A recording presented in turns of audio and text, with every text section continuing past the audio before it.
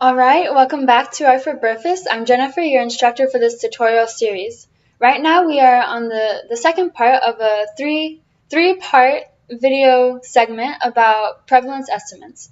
So we just finished subsetting and cleaning our data file.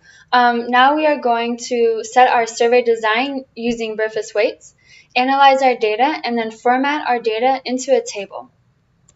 So let's head over to the CDC website. I've been talking about survey weights a lot, so what do I mean when I say that? Alright, this is the 2017 BRFSS survey data and documentation page. We want to open up the complex sampling weights and preparing module data for analysis document.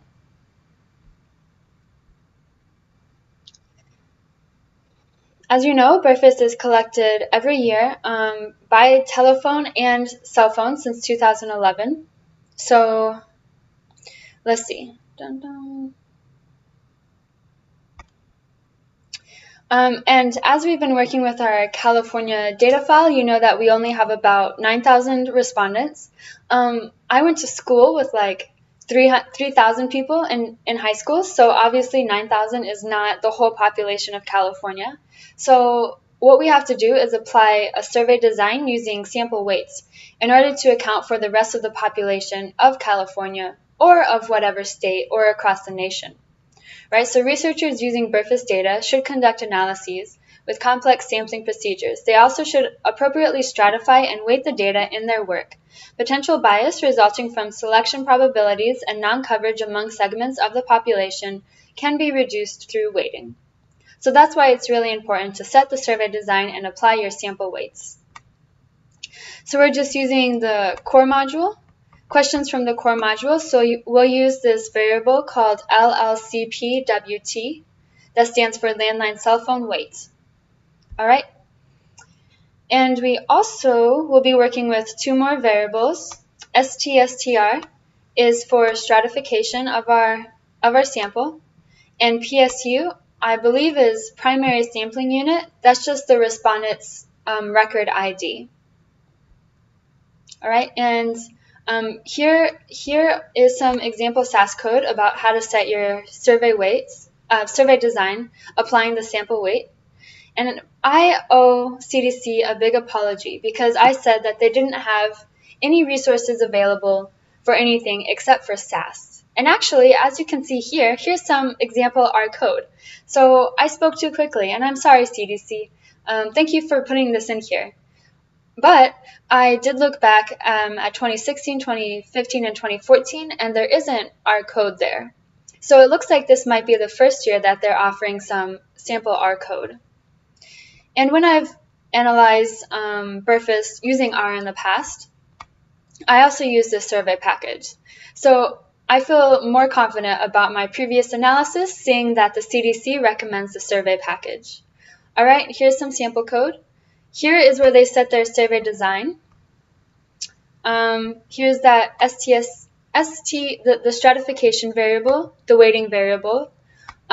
This particular function called svydesign doesn't require you to specify that PSU variable. If you put tilde1, it assumes that you're starting with the first record, so that's why that ID equals tilde1. And then here is some sample code for calculating the survey mean and the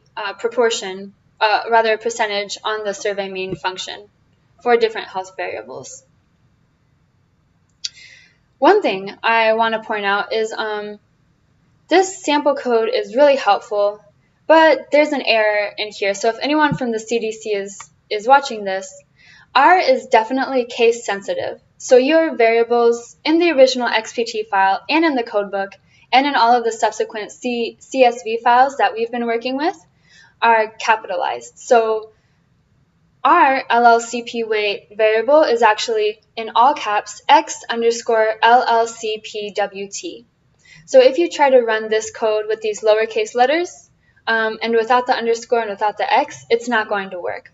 So that's just something for the CDC. So this is a good sample code. This is the right commands. This is great, but there's a little mistake in here. Anyway, let's go over to R and install that survey package. Install.packages survey. Now it's installing it. I'm worried it might take a while.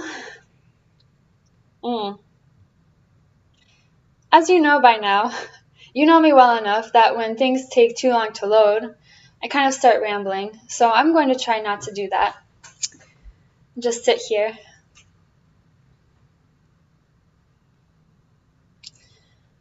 Yep.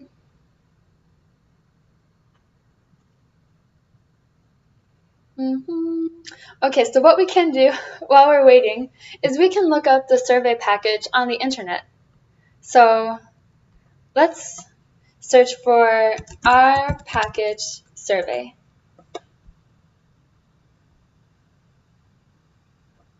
Okay, so this is that package. Here you have a description of all of the different, not even all, but a few of the different analyses you can do.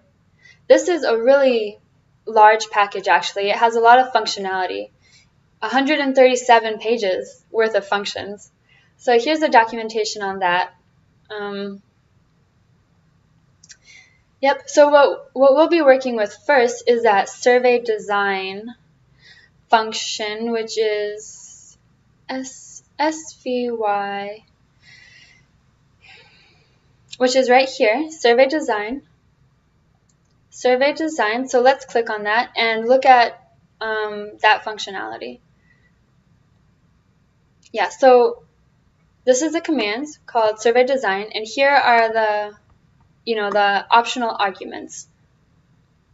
So IDS is the formula or data frame. So when you're using SAS, you have to specify PSU as a primary sampling unit. For this function, svydesign, svydesign, you use IDS. That's the, so specifying the record number.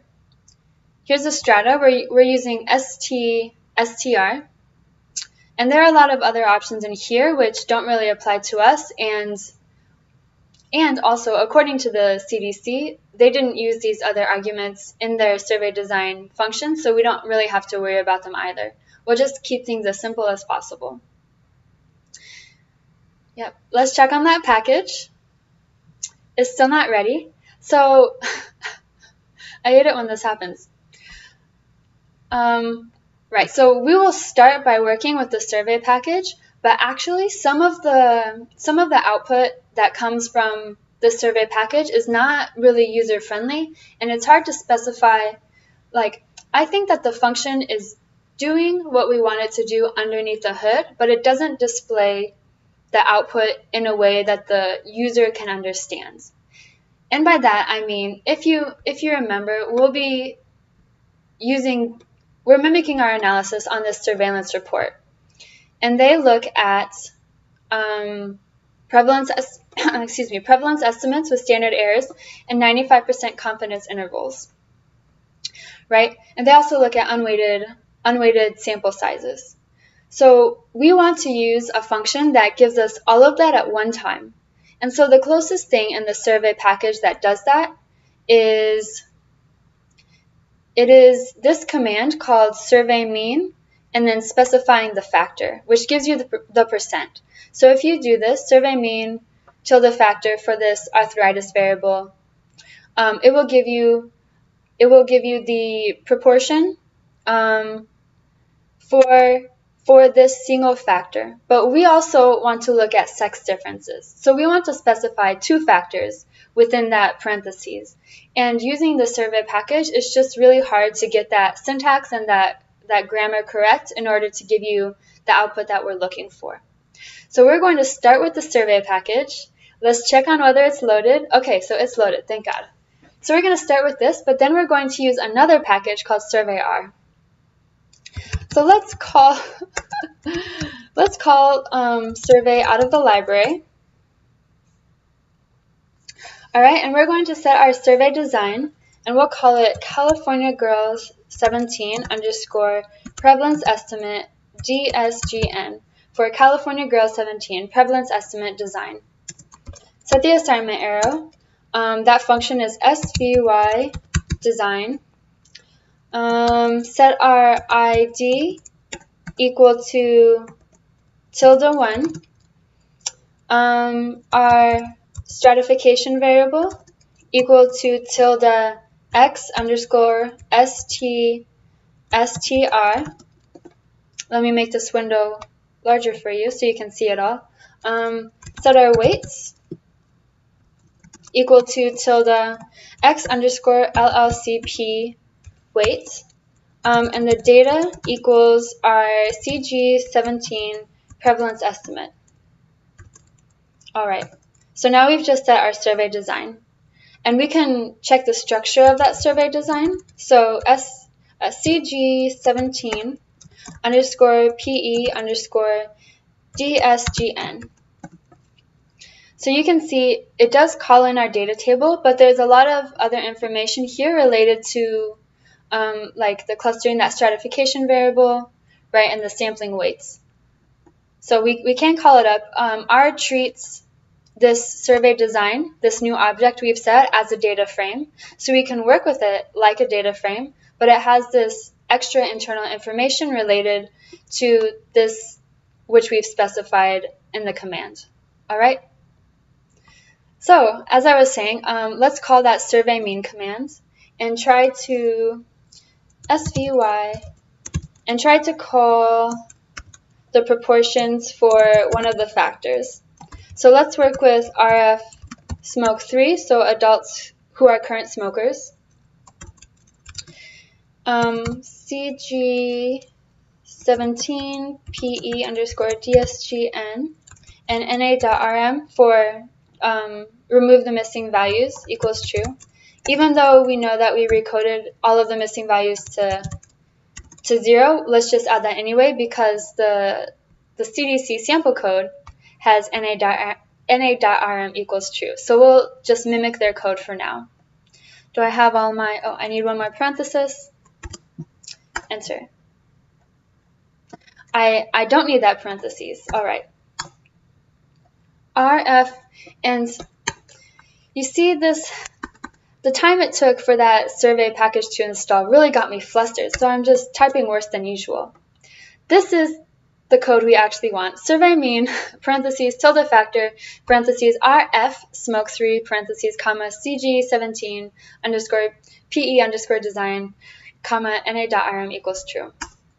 Finally, oh my gosh. Okay, so now we have the mean and the standard error. That's the sample code. Let's see if we can also specify sex, because we really want, for example, mean and standard error on the different sexes for each health variable. And it can't do that. All right, so there are some syntax and grammatical limitations of survey. It's a super complete package. If you are better at programming than me, you can probably use it just perfectly. But there's like a child package of survey called svyr, install.packages, srvyr. Oh, we need quote marks, which makes the syntax and the grammar and the language and the coding of the survey package easier and more similar to the tidyverse. So we've been working with the tidyverse a lot.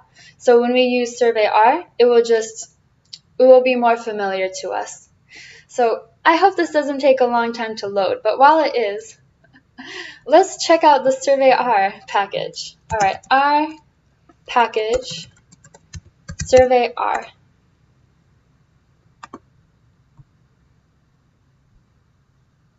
So this is just the documentation and the history. This is the result I'm interested in. Svyr compared to the survey package. So the svyr package aims to add dplyr-like syntax to the survey package. And dplyr is just one of the packages within the tidyverse package. So it aims to make the syntax more similar to the tidyverse. So this vignette focuses on how svyr compares to the survey package and for more information about survey design and analysis. Right? So if you want to explore some other analyses and more functionality from svyr compared to survey, this is a really good resource, and this is what I started with when I first started using the survey package and I couldn't figure out how to get the right output. So instead of spinning my wheels and trying to figure out survey, I just switched to srvyr, and it's been really helpful to me. So this is a good resource for you. And it looks like maybe it failed to install, but let's just check if it's in the library anyway. Srvyr.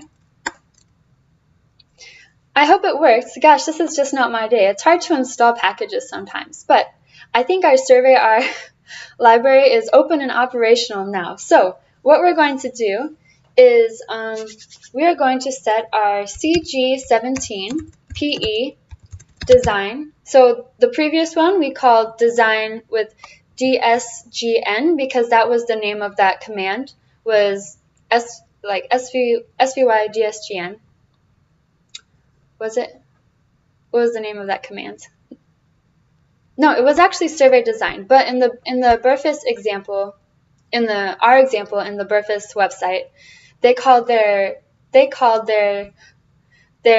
example data frame. They called their example data frame with DSGN. So that's why I called that one DSGN under the survey library. Now, under the srvyr library, we're going to put that tagline as design as the full word, okay? So, now the command for this is as srvydesign.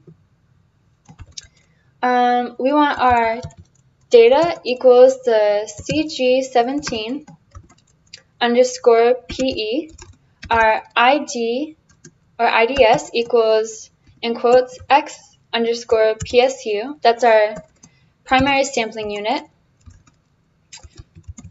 The strata equals X underscore STR. And our weights equals X underscore LLCP weight. Let's just double check that. So we have our as srvydesign, we have the data, the ID, strata, and weights. I think that will work. And I need to close that parentheses. Oh, I made another typo. Gosh, guys, I'm sorry, today is rough. So what I forgot to do is put a parentheses here after LLCP weight. So what I'm going to do is copy this,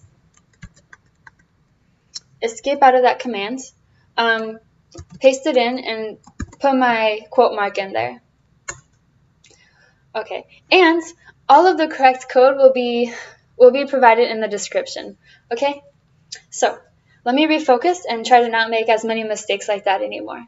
So we've set our srvydesign using the srvyr package. I wanted to show you that what we'll be working with is something called a pipe. So that looks like this, parentheses, what is that, greater than, parentheses. And what that does is it passes the information on the left of the pipe to the functions on the right of the pipe. So in the same way that we set our srvydesign like this, by writing the function and putting all of the arguments inside of the function, what we can do also is we can reset our srvydesign CG17 underscore PE underscore design, put the assignment arrow, and now specify the data right away. So CG17 underscore PE. So now it knows that every argument after the pipe has to do with this original data frame, which will be really important to us later on in this video because we'll be using this a lot, okay? So now we just call the command srvydesign. We don't have to specify the .data argument because we already specified the data. IDS equals PSU, comma, strata equals X underscore TSTR. And the weights equals X underscore LLCP weight underscore. And if you go in and check the structure or glimpse at both of these CG17PE design, you'll see that it's the same thing. Okay, so now we've set our survey design in the svyr package using the srvyr language and syntax. All right, next what we want to do is see if we can find the prevalence estimate and the standard error and confidence interval for one of the health variables. So let's start by calling our survey design cg17pe design. We'll put in a pipe. We want to group by the variable called sex, right, because we're looking at sex differences. We also want to look at the health variable rfsmoke3, for example. That's going to be like our example variable. Close that parentheses, and then put in another pipe. So also when you type pipe, you can kind of read it as then. So cg17pe design, then group by sex rfsmoke3, then summarize the, let me put a space in here so it's easier to read. Summarize the proportion of the survey mean, and we want it to return the variable types contained in this little parentheses. SC is standard error, CI is confidence interval. So let's break that down. We have our survey design grouped by sex and rfsmoke3. We want to summarize the proportion of the survey mean, so that will give us the estimated prevalence, which is a proportion, and we want the standard error and the confidence interval. And look at that. It gives us exactly what we asked for, which is, this is what the surveillance summary report from the CDC reports on, right? They look at the proportion, which is the prevalence estimate, the standard error, and the proportion low and proportion up are the lower limits of the confidence interval and the upper limits of the confidence interval.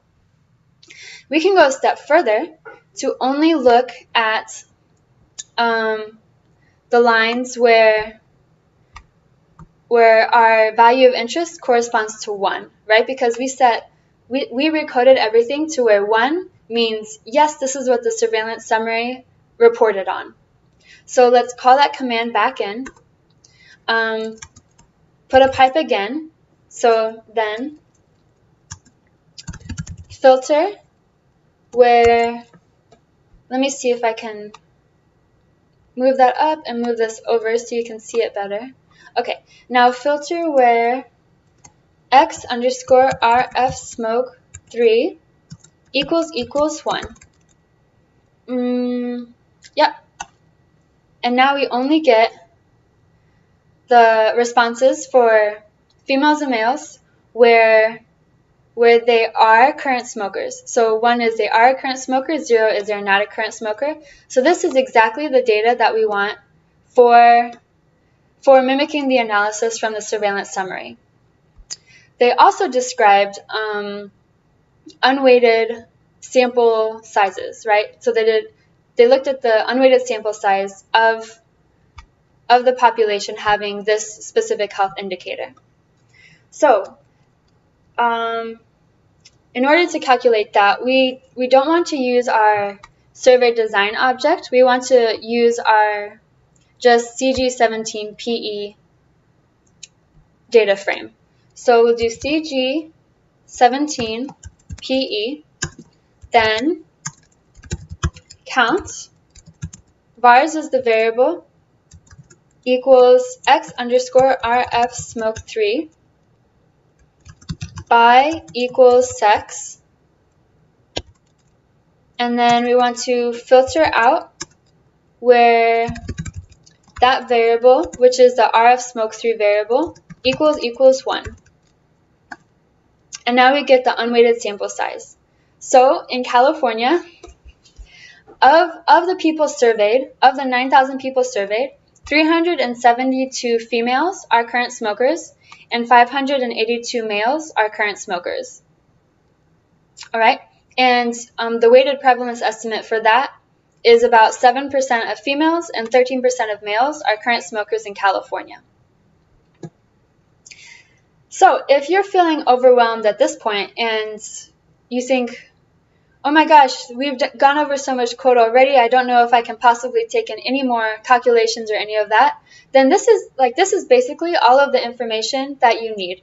You can maybe open up a document in Word or Excel and make a table and go in and copy and paste each of these values into that so that you can mimic the tables from the surveillance summary report where they have the unweighted sample size, the prevalence estimate, the standard error, and the confidence intervals. So all of this information is here. All you would have to do is go back in and change the health variable here and here. So just go in and change this XR of smoke3 to all of the other 18 health variables.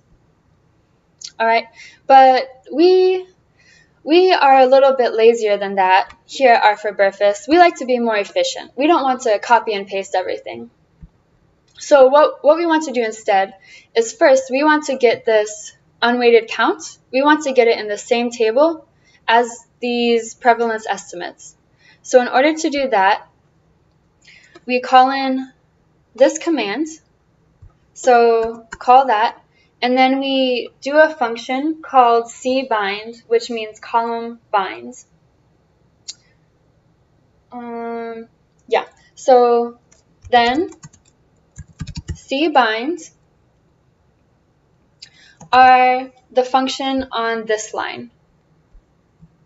So then we want to bind in this. All right, and did that copy over correctly? Svybind CG17 prevalence estimate count where the variable is RF smoke3 by sex, filter out the variable equals 1, close up parentheses.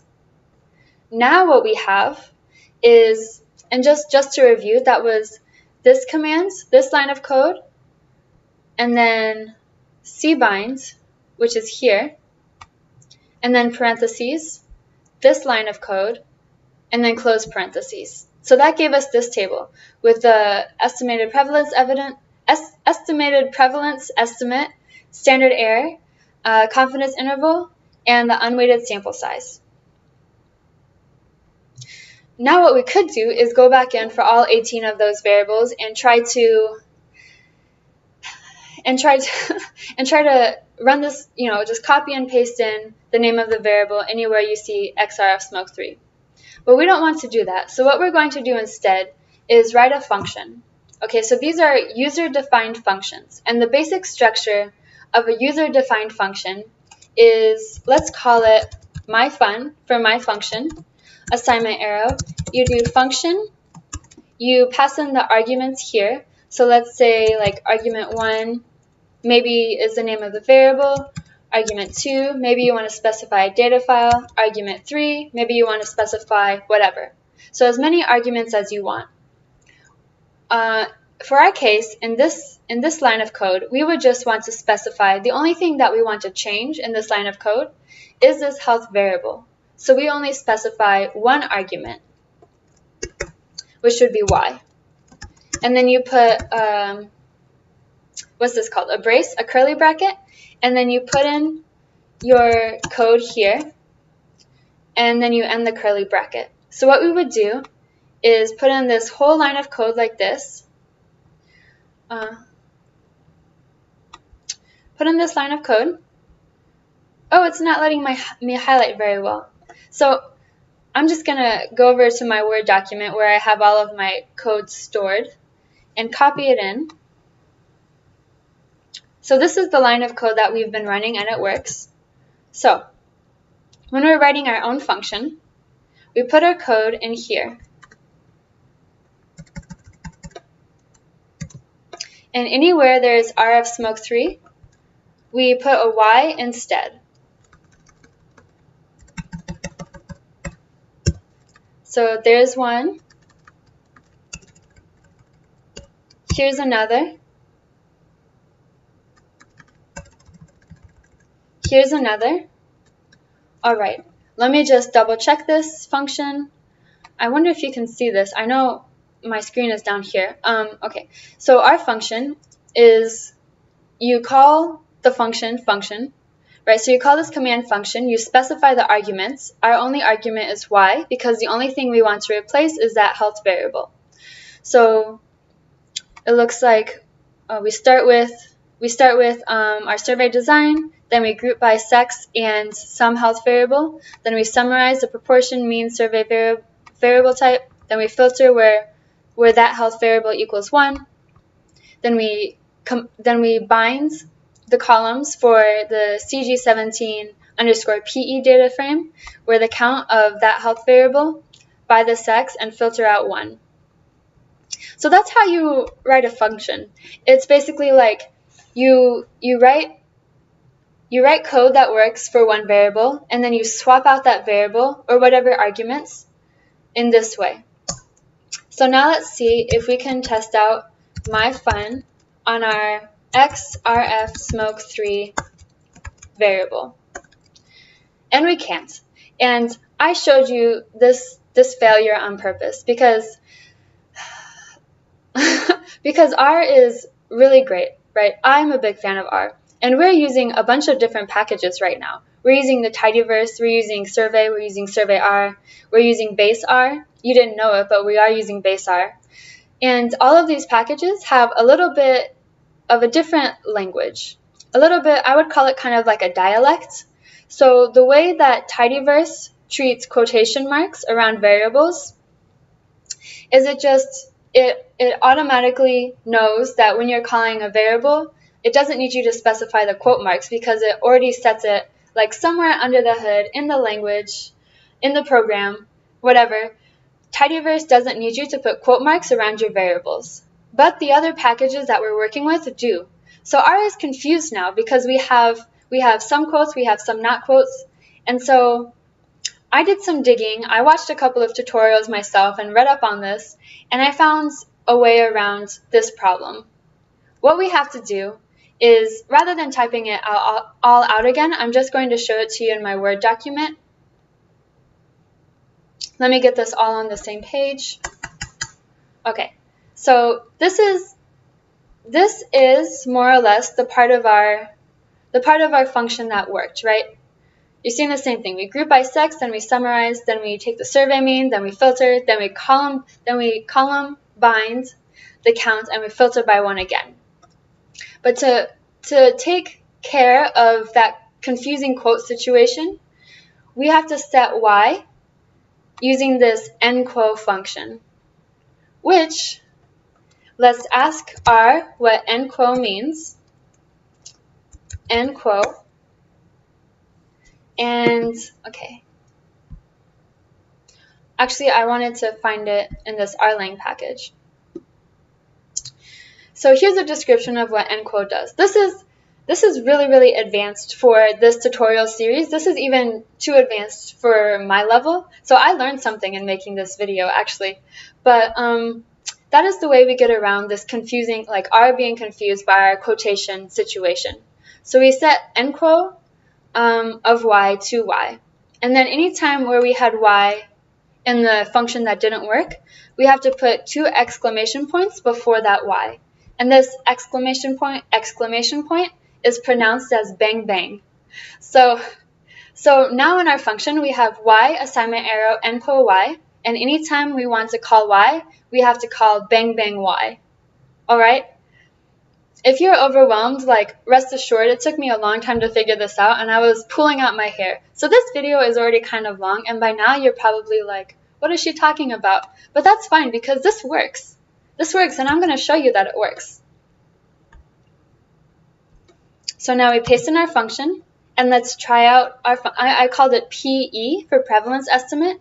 So let's try it out on the variable x_rfsmoke3. Smoke3. And it works.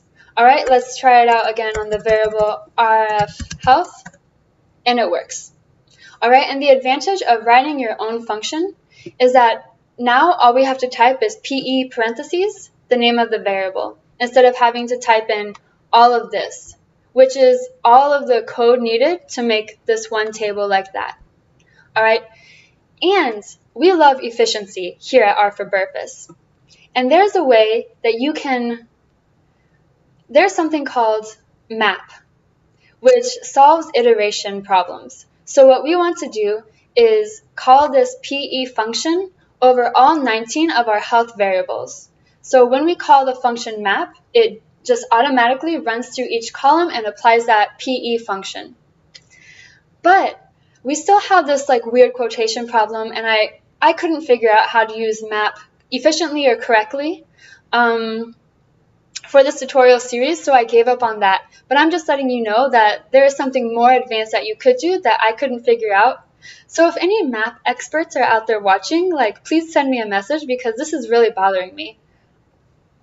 Regardless, I don't want to waste any more time rambling or typing. So what I did is I went ahead and called the PE function on all 19 of our health variables, and I assigned each line of code to a letter, because what we want to do now is call the PE function on all 19 of our health variables and then combine all of those into a table. So we have all, so let me take you to R. So now, as we have it, we have one PE call for RF smoke 3 makes one table, for RF health makes another table. So if we call PE on all of our 19 health variables, then we're going to end up with 19 tables, but we want them all in one table. So what we're going to do is first call PE on all 19 of our health variables. And it's working. Okay, so, and then we have a new function. Oops, sorry, I don't need that PowerPoint. I need my Word document. A new function called bind rows. And what that does is it will like attach all of those mini tables into one large table. Okay, so, and we're going to call this table PE table. Now let's look at PE table.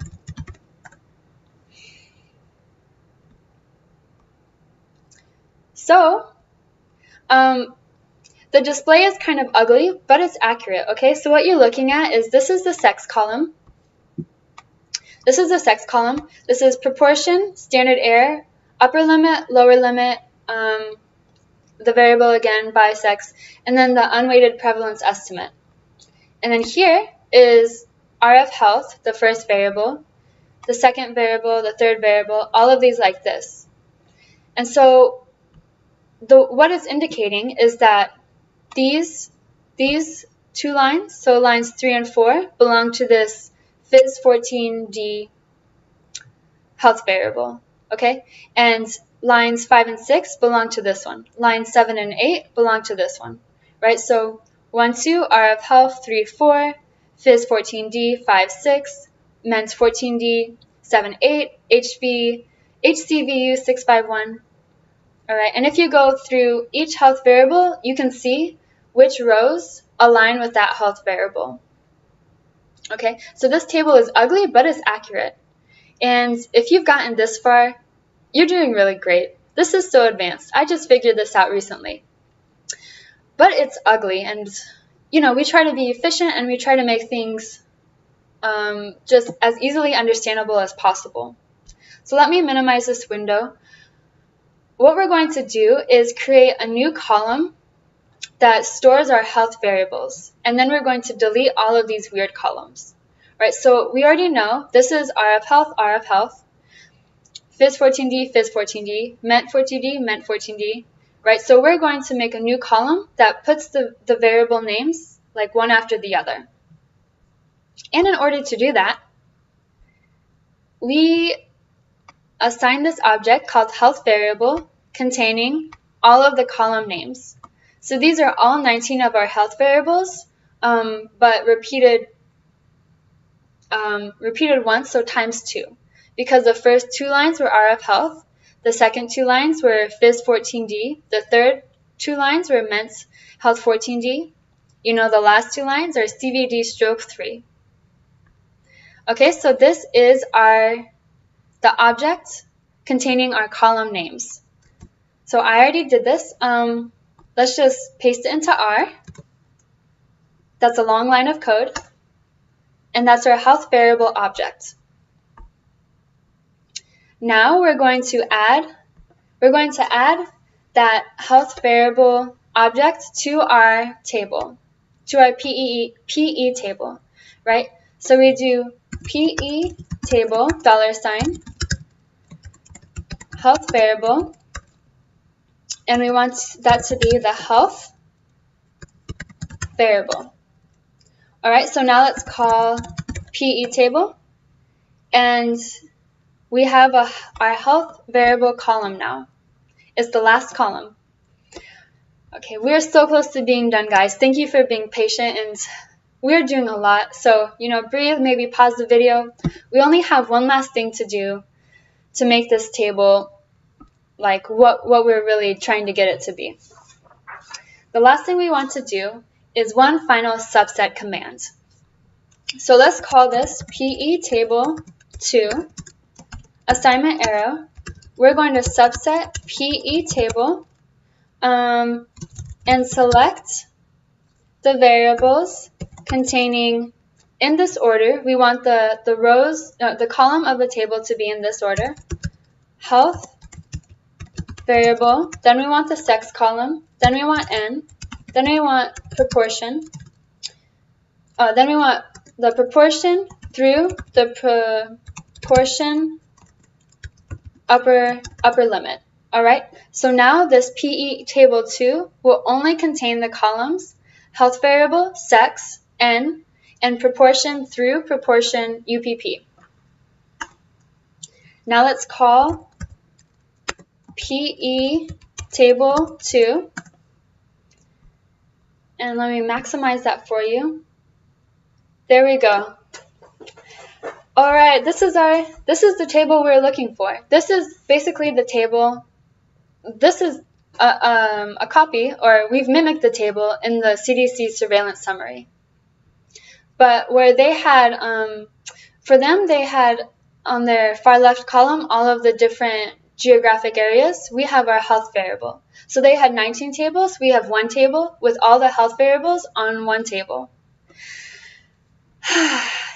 All right, let's export this just so we save it, because I would hate to lose this. Export. Let me make this smaller so you can see that. PE table 2 as PE table 2.csv quote. Okay. Now let's just verify that it's in our folder PE table 2. And here we see the possible data loss issue again, but we're not going to be doing any kind of analysis that requires us to know the variable class, really. So, because now we're actually working with numbers, right? The proportion and all of that. So we have our table. You could actually publish this table. This is what's published in the surveillance summary, more or less. Yeah. All right. You guys, I'm so sorry. This was a very long video, which started out really frustratingly by the survey and svyr packages taking forever to load. And then I was flustered, and then I was typing some stuff wrong. And then we wrote a fake bad function. And then I had to teach you how to write a function that worked using some kind of language and syntax that I don't really fully understand, but I figured it out by watching somebody else's tutorial. This is just a whirlwind, but all of the code will be provided in the description, and if you are able to kind of follow along today, you'll have the code available to you, and you can do this. I believe that you can. All right, so I'm going to end this video here. Next, we're going to display all of this data in a bar chart so that we can go through and look at each health variable and see who's doing better, California girls or California boys. All right. So again, I'll see you really, really soon. Bye.